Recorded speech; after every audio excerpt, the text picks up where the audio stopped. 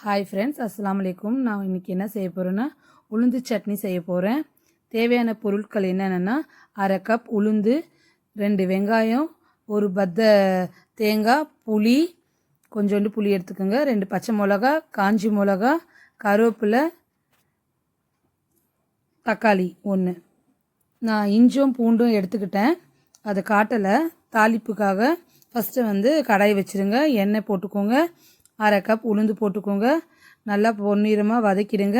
இஞ்சி, பூண்டு, காஞ்சி மிளகா, பச்சை மிளகா அதுவும் 2 போட்டுருங்க. எல்லாமே கருவேப்பிலையும் போட்டுருங்க, தேங்காயும் போட்டுருங்க. போட்டு நல்லா தாளிச்சிட்டு வெங்காயம் 1 கப் அதை போட்டுருங்க.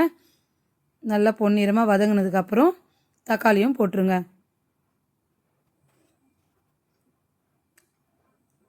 அதுவும் நல்லா வதக்கிடணும்.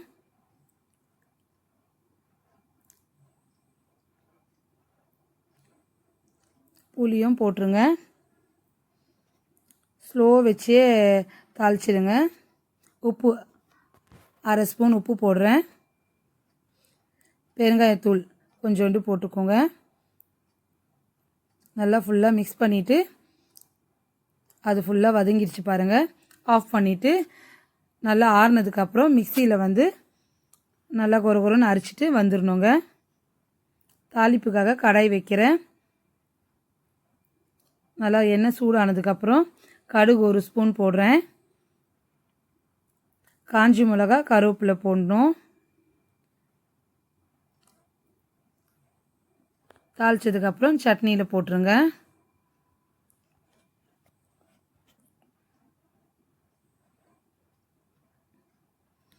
அவ்வளோதான். இந்த உளுந்து சட்னி ரொம்ப நல்ல ஹெல்த்தியான சட்னிங்க. நல்லா இடுப்பு வலிக்கு, பீரியட்ஸ்லாம் வந்தால் இடுப்பு பயங்கரமாக வலிக்கும், அதுக்கெல்லாம் ரொம்ப ஹெல்த்திங்க, நல்லது. இந்த சட்னி செஞ்சு பாருங்கள். தாளிப்பு போட்டாச்சு, இந்த மாதிரி இருக்கும். செஞ்சு பாருங்கள், டேஸ்ட்டாக இருக்கும். தேங்க்யூங்க.